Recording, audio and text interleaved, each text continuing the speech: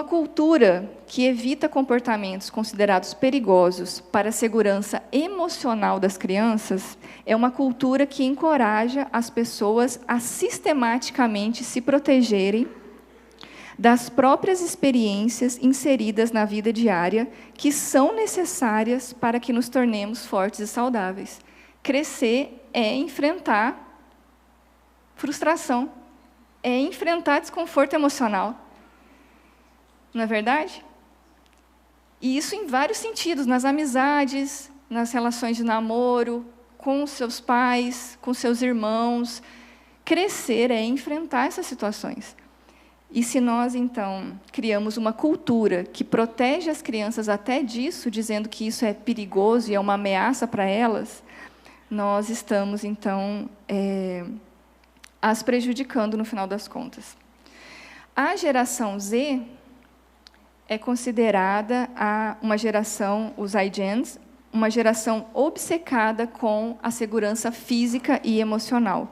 Muitos acreditam que você tem que estar seguro não apenas de acidentes de carro e abuso sexual, mas de pessoas que discordam de você. Presta atenção nisso, gente.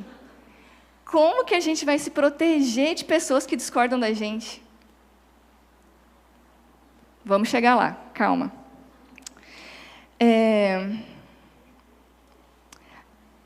As demandas, então, nas universidades, para criar esses espaços seguros, então, de pessoas que discordam de mim, têm criado essas safe zones, zonas seguras. E o Guilherme citou até um exemplo ontem na palestra dele, vocês lembram? São espaços confortáveis, então, puffs, tapetes, né? Música, bichos de pelúcia, pessoas que estão lá para te dar suporte emocional. Então, por exemplo, se hoje vai ter na nossa universidade uma palestra, e ele até cita um exemplo de uma mulher que foi convidada para uma universidade dos Estados Unidos, e ela era contra o aborto.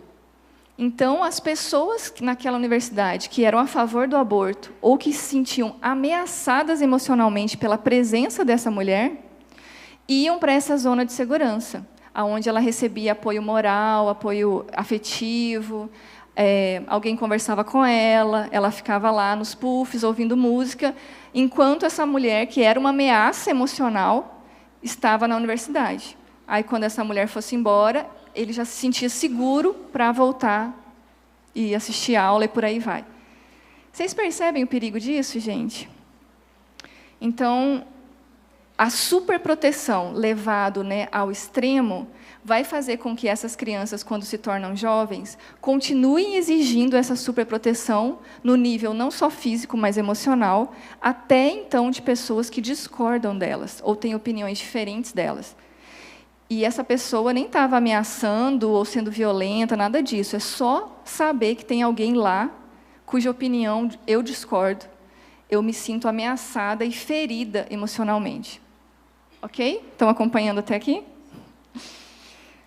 Bom, gente, além de apresentar, então, os aspectos principais do livro, eu gostaria de dar algumas pinceladas da visão cristã. Então, nesse caso da segurança, é interessante a gente pensar apenas uma coisa. Deus não nos superprotege, não é verdade? Deus nos protege, sim, e há muitos versículos bíblicos falando que Ele cuida de nós, Ele protege os seus filhos. Olha só a metodologia de criação de filhos de Deus. Deus evita o sofrimento nos seus filhos. Deus evita que a gente passe por frustrações, que nossos planos sejam, assim, totalmente destruídos. Não. Totalmente pelo contrário, não é verdade? Parece que Deus é um expert de nos frustrar. A gente planeja as coisas mais sensacionais e Deus vai lá e muda tudo e faz as coisas acontecerem de maneira diferente. Nós experimentamos, sim, muita frustração e dor emocional por causa dessas frustrações. E aí, então, eu tropecei nessa frase do Peregrino, de John Bunyan, que eu achei simplesmente perfeita para esse momento. Vocês todos sabem, disse o guia, que a segurança é o grande inimigo dos mortais. Vocês lembram da história do peregrino? O guia, então, estava dando umas orientações, né, para o peregrino, para o cristão. A segurança é o grande inimigo dos mortais. Pensa nisso, gente. Essa outra frase também nos dá alguns elementos para pensar uma resposta cristã para isso. Porque o eu não é mais nosso Deus, a segurança não é mais nossa preocupação. É do David Platt, é um pastor americano. Porque o eu não é mais nosso Deus, a segurança não é mais nossa preocupação. Deus não cria zonas seguras para nós no mundo, para a gente ficar protegido das pessoas que discordam de nós, não é verdade?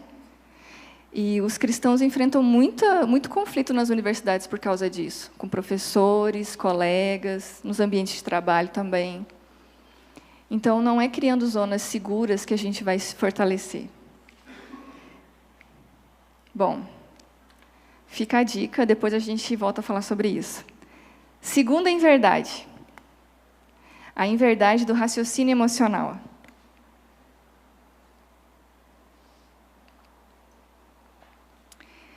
Confiar sempre nos seus sentimentos. Ou seja, a linguagem da intuição prevalece em relação à lógica. A razão emocional é a distorção cognitiva que ocorre quando a pessoa interpreta o que está acontecendo, isso é a realidade, onde ela está inserida, de um modo que é consistente com a reação do seu estado emocional.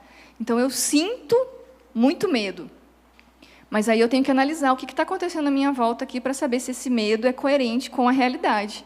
E muitas vezes eu estou numa situação de ameaça, mas muitas vezes não é. Muitas vezes nós temos sentimentos, né, que tomam a gente e que nós temos que colocar no lugar certo. Bom, essa inverdade leva a 9 distorções principais. Raciocínio emocional, então, deixar que seus sentimentos guiem a sua interpretação da realidade, sem questioná-los, sem confrontá-los. Catastrofização, focar sempre na pior possibilidade possível. Supergeneralizar, deduzir um padrão negativo baseado em um único incidente, porque aconteceu uma única vez, para você sempre vai acontecer. Pensamento dicotômico, ou seja, ou é isso ou não é nada, né, um exagero entre duas possibilidades. Leitura da mente, a maioria faz isso, gente. Assumir que você sabe o que o outro está pensando. Não, ele não gosta de mim. Por isso que ele não me cumprimenta. Não, ele não vai com a minha cara, eu tenho certeza. Nossa, viu como é que ele olhou para mim? Nossa, ele não gosta de mim. Você acha que sabe o que o outro está pensando de você, né? E aí você alimenta sentimentos em relação a isso. Rotular, então criar rótulos genéricos, julgando consequentemente, né, as pessoas.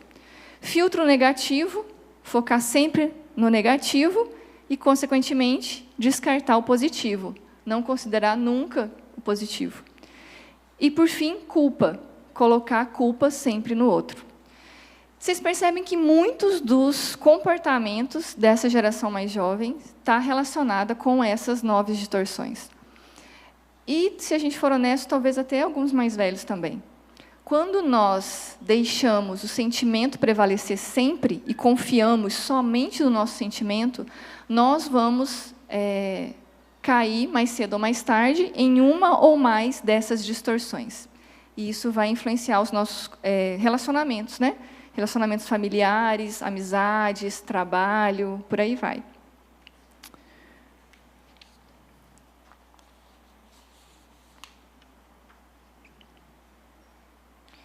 O Guilherme mostrou essa imagem ontem, né? A ideia do princípio da psicologia moral, do elefante e do condutor. O condutor seria a parte racional e lógica, e o elefante, a parte emocional, né, visceral, que reage no automático.